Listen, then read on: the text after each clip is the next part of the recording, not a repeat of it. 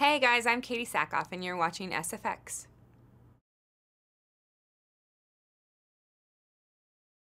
So there's some interesting parallels between your character and Riddick and Starbuck. Mm-hmm. Can you talk a little bit about that and the ways in which they differ and deviate? Yeah, it's an interesting thing for me because when I play characters, I don't knowingly, I don't see similarities between them. The similarities that you could probably point out is they've got similar hair, they're both blonde, they're both very tough, and they're both in space.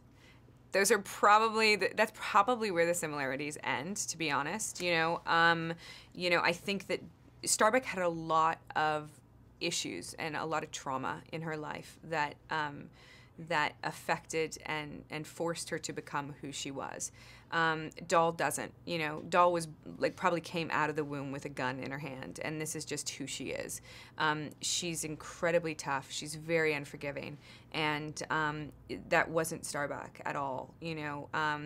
Kara was emotionally driven, and Doll is driven by her military obligation.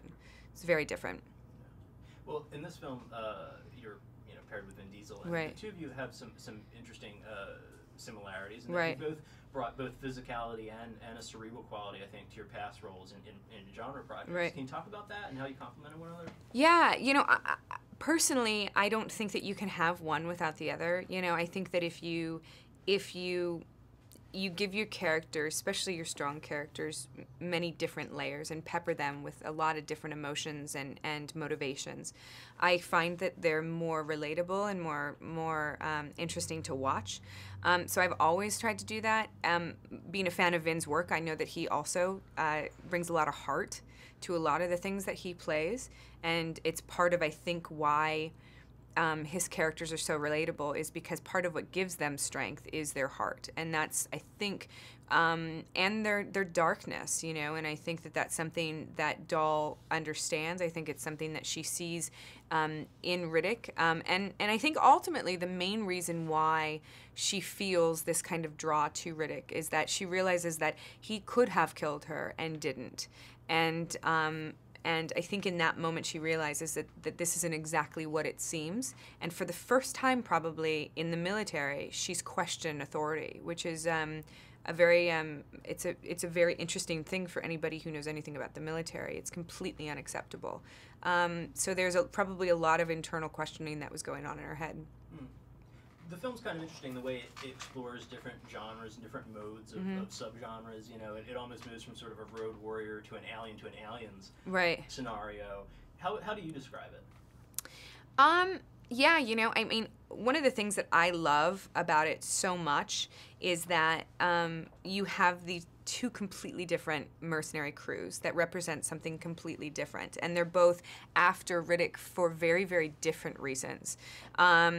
And you do have this sort of like Mad Max-ish road warrior feel to the Santana crew, which is incredibly cool. And then this very militant, strict training, Boss John's crew that is very, stylized. And so they're polar opposites of each other. I love that. I think it's very cool. But, I think that anyone who's a science fiction fan who writes and directs science fiction draws from other science fiction because it inspires your imagination. So you're always going to see little pieces of what you think are other movies in movies that you see. I mean, I think that's part of everybody who directs and writes and acts as a fan. And that's why they do what they do. So everybody brings pieces of other things into their performances, Yeah.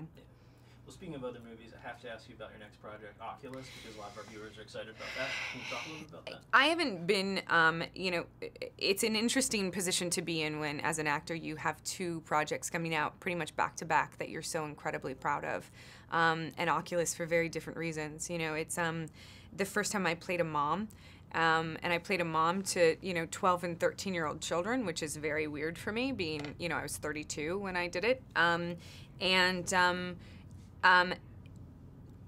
I always like to focus on what a movie is about for my character as I'm working and as I'm going through it. And sometimes it changes, but for this one, it is just the emotional deterioration. I